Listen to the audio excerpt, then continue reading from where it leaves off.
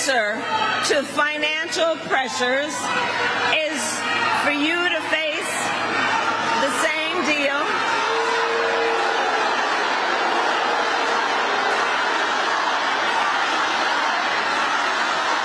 Look, everybody has a right to be heard, but right now I am speaking.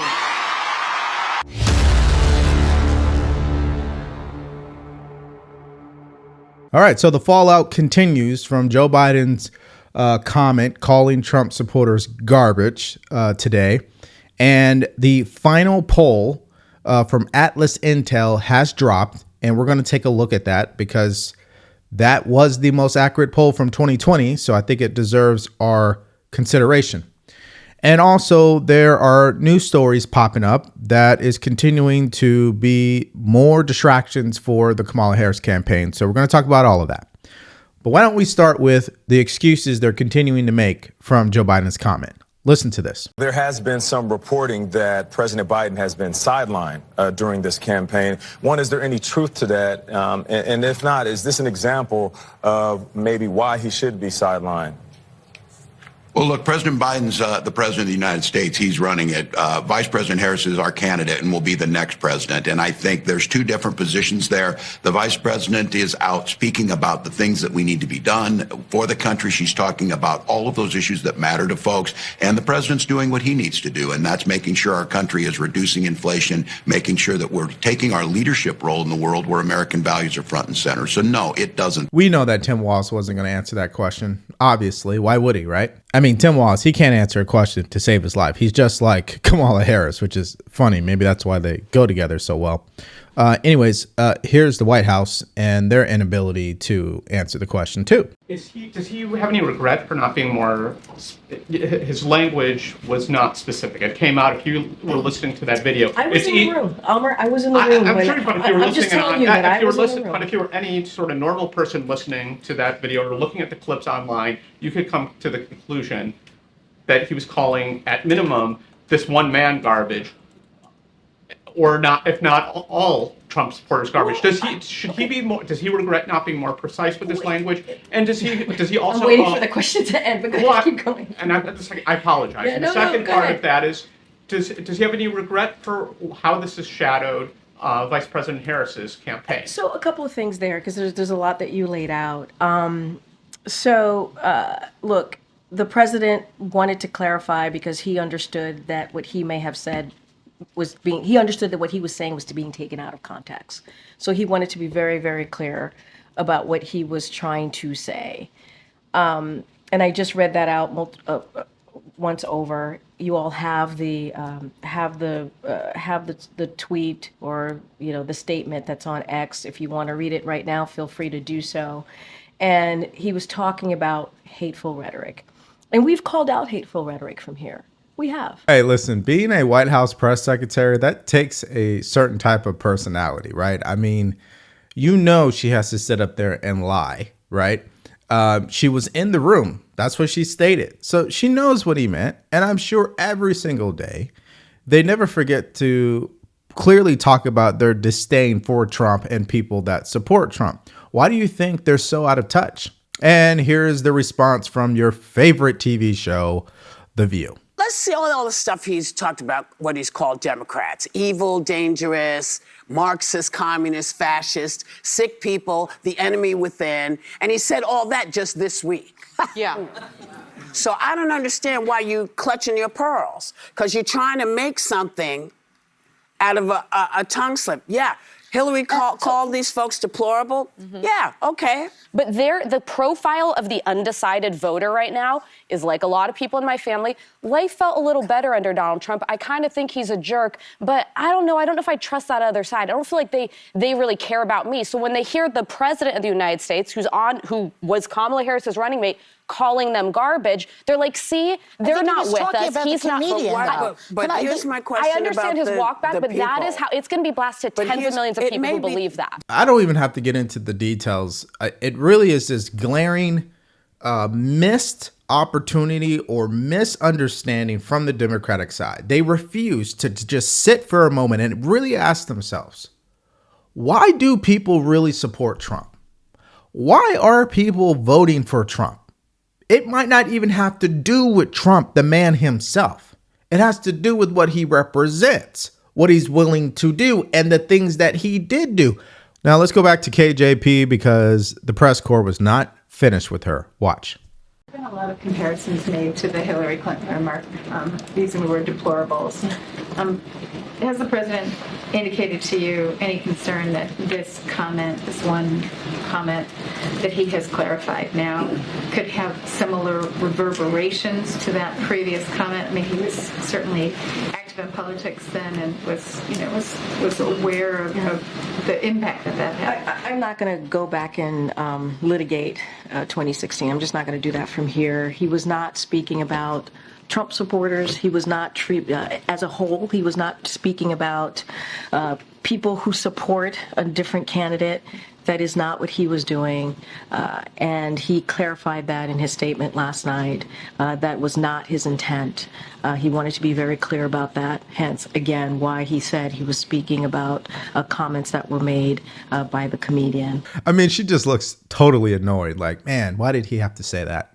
Because now my entire day is all about this question. But hey, I don't know what she's actually thinking. I'm just looking at her face. That's what I see. Now let's hear from the presidential nominee from the Democratic Party, Kamala Harris. Do you sympathize with any voters who do feel offended by or insulted by the garbage comments? I am running for president of the United States. I will be traveling to 3 states today to do what I have been doing throughout, which is talking with the American people about the fact that, first of all, I get it in terms of the concerns they have about challenges like the price of groceries. Yeah, you know where she's going. It just goes down the whole talking point rhetoric, right? She can't even say for 1 second, you know what? Regardless of whatever the president meant to say, we definitely do not believe that half of America or people who support Trump are garbage. She could have said that statement, but she doesn't. Now, what's interesting is for a candidate who continues to get heckled and booed at her own rally, maybe apologizing would be a better look because clearly people don't respect you. Watch this. Trump's answer to financial pressures is for you to face the same deal.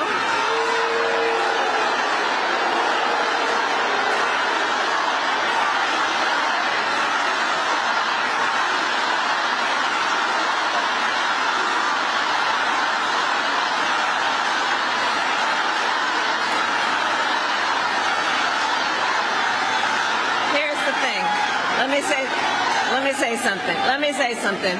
We are 6 days out of an election. We are 6 days away from an election. And ours is about a fight for democracy and your right to be heard. That is what is on the line in this election. That is what is on the line in this election. Look, everybody has a right to be heard, but right now I am speaking. All right, so there's only 2 ways to really react to that. Either one, because it happens at every single rally, she's getting better at clapping back, or 2, it just continues to amplify that people truly don't respect her and she's got issues. Now, speaking of issues, there are some voters that were interviewed and they had some choice words for the president. It feels very demeaning, you know. I've been a Republican my whole life, and it's a privilege to be a Republican and a conservative, and I stand for conservative values, and I think I can process thoughts and have my own thought pattern, and to be called garbage for those thoughts is not necessarily an uplifting comment. Were you surprised? No, not at all. No, not coming from him or his party. Now, she was a Republican, but why don't we hear from a Democrat? Because I think this is a growing sentiment across the country in general, where the Democratic Party has become so out of touch, so arrogant, that to the point their whole rhetoric is orange man is bad, so just vote for me. It's just not a message resonating anymore. Listen to this Democratic voter. But just yesterday, we met a man here in Athens that did not vote for Trump in either 2016 or 2020, but he says this time around he's voting for Trump because of the economy. The cost of groceries, just the cost of just living is just ridiculous now, man. And I really haven't heard any of them say what they will do about that. But when Trump was the president, it wasn't that high. You know what I mean? Like, you could survive in. It's that simple. It's the fundamentals: immigration, the economy, crime and safety, foreign policy, even abortion. These are all fundamental things in this election. And later in this video, I'm going to show you exactly what the polling says, because I think some things I'm going to tell you are going to shock you. Anyways, let's hear from what Fox News had to say. Why would you not immediately come out and say, we condemn these comments, we don't appreciate them, we're trying to work for all Americans? But the credibility problem that they have is the Harris campaign, in a matter of 2 days, has tried to shift from calling Madison Square Garden a Hitler rally, the people there Nazis who were attending, and that the former president of the United States is a fascist and will end the Constitution, to her standing in Washington, D.C. yesterday saying she's going to be the unity candidate and bring everybody together. So it really plays into this idea that she's not different from Joe Biden, and she didn't distance herself in an immediate way. And as you mentioned, Dana, she's in front of the plane. It's not clear what she's saying. You can't hear anything. It doesn't have the seriousness of actually condemning it. Yeah, I think that is a smart ask, given that if your message is unity, let's come together, why not just be the bigger person in the situation and apologize? Now, they will say, well, Trump would never do that. Okay, well, even if that was true, we're talking about the sitting president of the United States who called Americans garbage. So I think an apology is definitely in order. Of course, we're not going to get that, because what did I tell you guys? Orange man is bad means I get away with demeaning, not holding myself to a high standard, being unethical, not having integrity, lying about the truth. I mean, that's what the Democratic Party, that's how they operate. They think everything they do is okay because Trump is bad and everything's fine when we do it. But voters are seeing right through that. Now, if you haven't already, if you're getting value from this video, like, share, and subscribe to this channel. You want to support us further, go to the link in the description below, grab yourself a t-shirt or buy us a cup of coffee. Now, Frank Luntz, who is a top pollster in the nation, here's what he had to say about this race. Well, I'm not convinced that she's up in those states or where things are in Pennsylvania, because in the end, there are voter blocks that are still shifting. The one that I focus on most for Pennsylvania is organized labor, union members, because they do vote, they do participate. They're particularly eager to vote this time. And if you're a government worker or a teachers union member, you are voting for Harris overwhelmingly. But the people who work with their hands, the Teamsters and the trades, Donald Trump is drawing an unusual percentage among these people.